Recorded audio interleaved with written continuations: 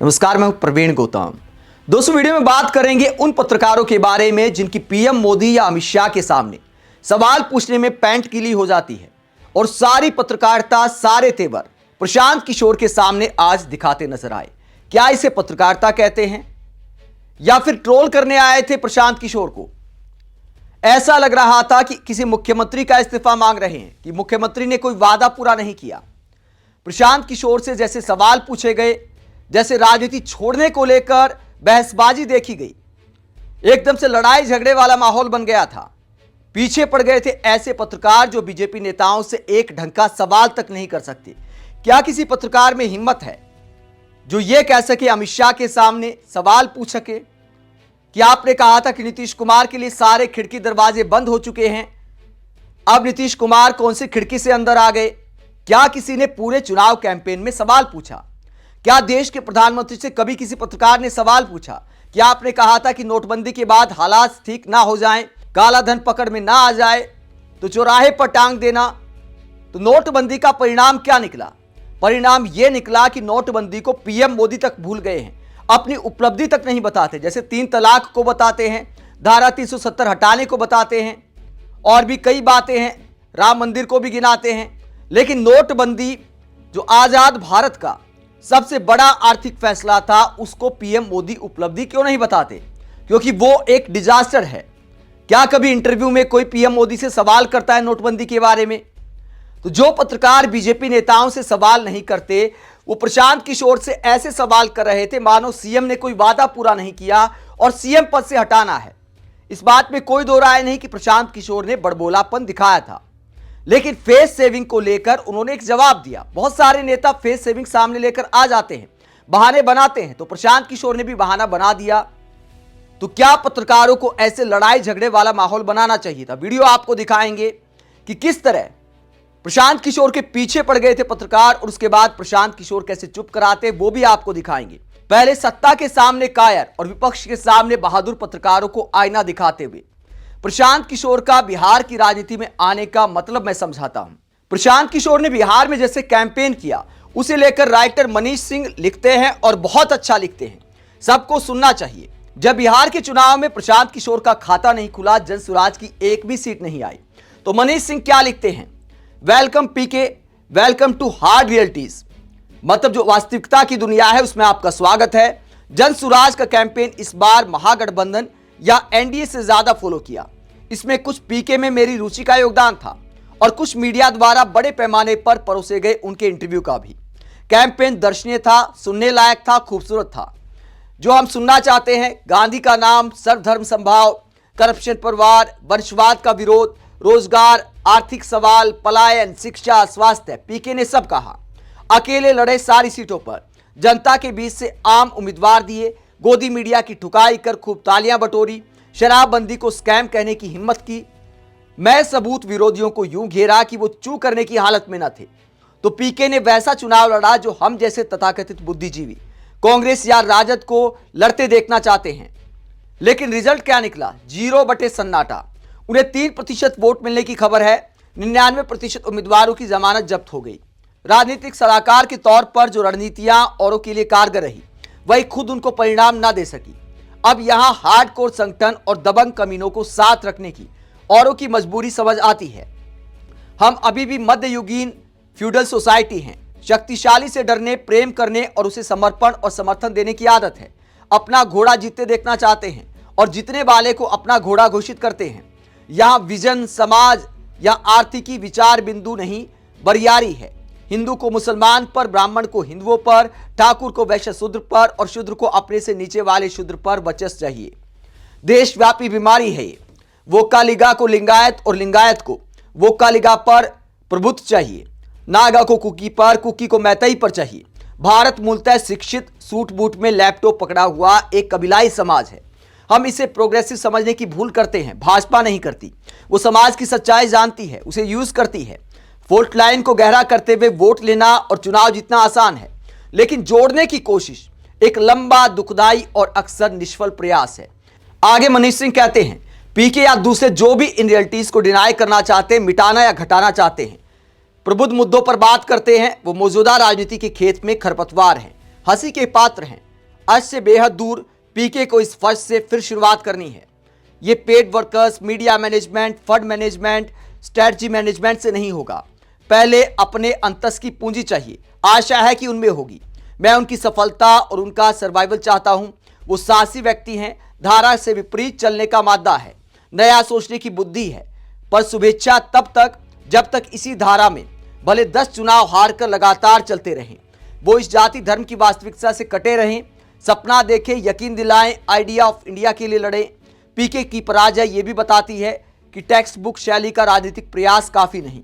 सामने वो लोग हैं जो जनता की कुंठाओं से फ्यूल लेते हैं, सत्ता में हैं, संसाधन से लैस और सिस्टम के किले में सुरक्षित, और जो जनताओं की कुंठाओं से लड़कर उसे नई राह दिखाना चाहते हैं। उन सबको एक संयुक्त सामाजिक अभियान की जरूरत है जो आम जन को एकजुट करे, उसे उसके भय और कुंठाओं से ऊपर उठाए। आगे प्रशांत किशोर को सलाह देते हुए मनीष सिंह कहते हैं, यह काम पीके के अकेले बस का नहीं है, उन्हें दायरा बढ़ाना होगा, विद्वान, प्रबंधक और बेहतर ज्ञान के अहंकार से बाहर आना होगा। Welcome PK, welcome to hard realities. दोस्तों, प्रशांत किशोर को लेकर मनीष सिंह का यह पोस्ट आज की राजनीति का सार है। कितनी अच्छी अच्छी बातें कर लो। हमारे देश की पब्लिक भले नेताओं को गालियां देती है कि यार भ्रष्टाचार करते हैं, झूठ बोलते हैं, लेकिन जो आपके लिए राजनीति करता है, जो बदलाव चाहता है, जो राजनीति में क्रांतिकारी परिवर्तन की बात करता है, अच्छे उम्मीदवारों की बात करता है, उसको हमारे देश की पब्लिक ही कितनी गंभीरता से लेती है। प्रशांत किशोर की पार्टी का एक भी सीट ना जीतना इस बात को दिखाता है कि जो राजनीतिक क्रांति की बात की जाती है, पब्लिक के मुद्दे उठाने की बात की जाती है, जो हीरो टाइप की बातें होती हैं वो फिल्मों में पसंद तो आती हैं, लेकिन जब कोई नया व्यक्ति नया विजन लेकर पब्लिक के सामने आता है, ना हिंदू मुसलमान करता है, ना जात पात करता है, ऐसे लोगों को हमारे यहाँ की पब्लिक भी गंभीरता से नहीं लेती, या यूं भी कह सकते कि बहुत सारे लोग तो मजाक में उड़ा देते हैं।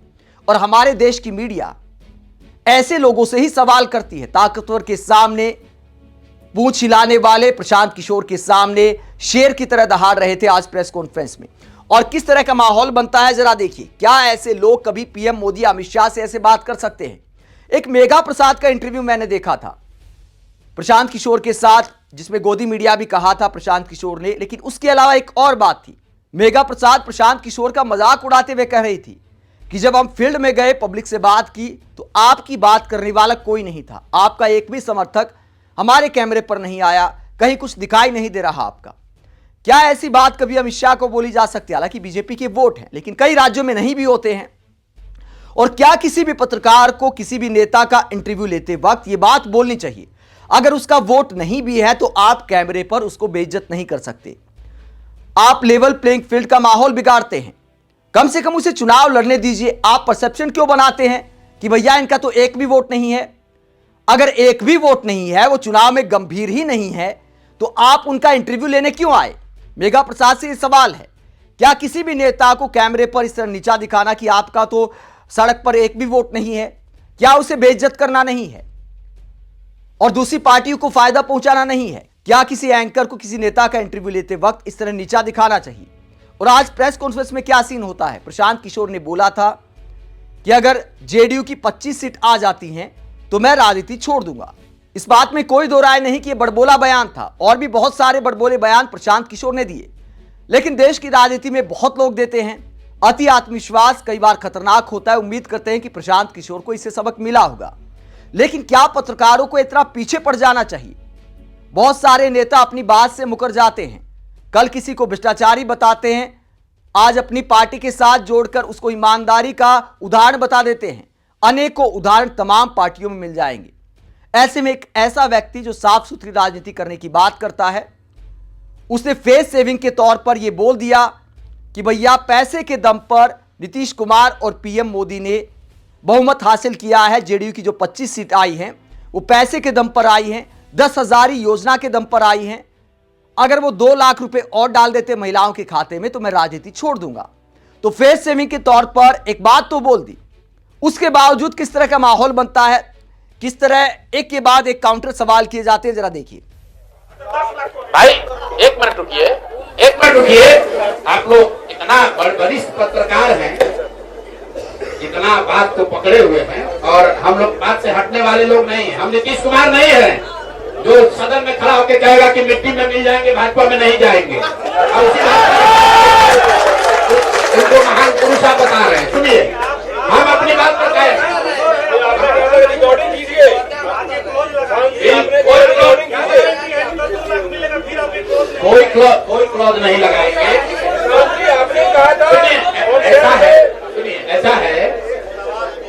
है, आपने कॉन्फिडेंस से कहा था। अरे बिल्कुल कॉन्फिडेंस से नहीं, लिख के दिया है कि अगर आप लेकिन उसमें ये नहीं कहा था कि 10,000 रुपया में आप वोट खरीदिएगा। अगर हर विधानसभा में 10,000 रुपया नहीं दिया गया है तो आप बता दीजिए ये सत्य नहीं है। आप कह रहे हैं कि आप राजनीति छोड़ दीजिए, तो हम राजनीति के किस पद पर है जिसको छोड़ दे, आप बता दीजिए।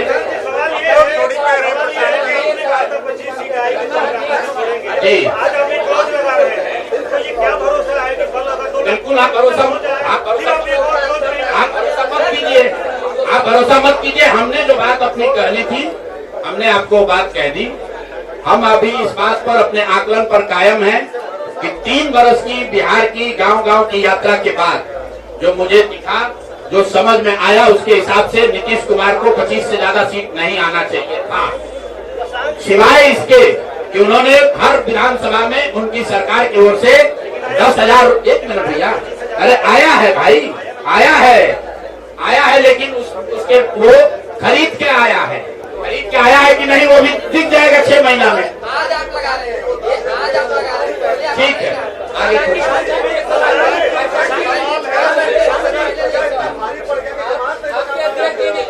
बिल्कुल, ये हमने आपको अपने वक्तव्य में कहा कि हम लोग बिल्कुल असफल साबित हुए। हमने जो बात यहाँ बिहार के लोगों को बताई वो लोगों को समझ में नहीं आया है, लोगों को स्वीकार्य नहीं है, हम अपनी गलती मान रहे हैं। लेकिन जो मैंने आपको कहा कि वोट नहीं मिलना, सुनिए, वोट नहीं मिलना गुनाह नहीं है, वोट नहीं मिलना क्राइम नहीं है। हमने भ्रष्टाचार नहीं किया है, हमने हिंदू मुस्लिम नहीं किया है, हमने जाति की राजनीति नहीं की है, हमने वोट नहीं खरीदा है। चलिए आगे बढ़े। पूरे प्रेस वार्ता में एक ही व्यक्ति तो नहीं पूछेंगे। तो प्रशांत किशोर के सामने बेबाकी से पत्रकार सवाल करते हैं कि आपने तो कहा था कि 25 सीट आई तो राजनीति छोड़ देंगे। काउंटर सवाल करते हुए यह भी कहते हैं कल को नीतीश कुमार महिलाओं के खाते में 2 लाख रुपए और डाल देंगे, तब भी आप कोई बहाना बना देंगे। ऐसे पत्रकारों की बुद्धि पर तरस आता है। क्या 1.5 करोड़ महिलाओं के खाते में नीतीश कुमार 2 लाख रुपए डाल सकते हैं? सबको पता है 10,000 रुपए चुनाव के लिए योजना लाई गई थी। 10,000 रुपए में कोई रोजगार नहीं होता है। किसी ने भी पीएम मोदी या फिर गृह मंत्री अमित शाह नीतीश कुमार से सवाल नहीं पूछा कि 10,000 रुपए में कौन सा रोजगार होता है, क्या एक ठेला भी लग सकता है 10,000 रुपए में? तो साफ तौर पर जीविका दीदी, आशा दीदी, जितनी भी दीदियां थी जिनके खाते में ये पैसे डाले गए हैं, उसका मकसद समझा जा सकता है। ऐसे में सरकार से सवाल करने की बजाय, पीएम मोदी नीतीश कुमार से सवाल करने की बजाय प्रशांत किशोर पर ऐसे सवाल उठाए जा रहे हैं कि पता नहीं कौन सी जिम्मेदारी उनके कंधों पर है। और अगर प्रशांत किशोर राजनीति छोड़ देते हैं तो जनता का क्या भला हो जाएगा? पत्रकारिता जनता के लिए की जाती है। फेस सेविंग के तौर पर प्रशांत किशोर ने बहाना बना लिया, पत्रकारों को वहीं पर चुप हो जाना चाहिए था। ऐसे पीछे पड़ना नहीं बनता। मैं नहीं कहता कि सवाल करना नहीं बनता।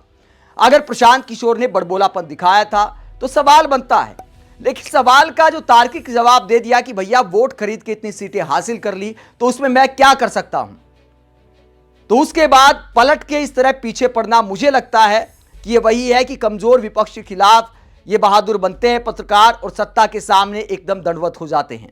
आप इस पूरे मसले को लेकर क्या सोचते हैं? कमेंट बॉक्स में अपनी राय जरूर दें। साथ ही चैनल को सब्सक्राइब भी करें। नमस्कार।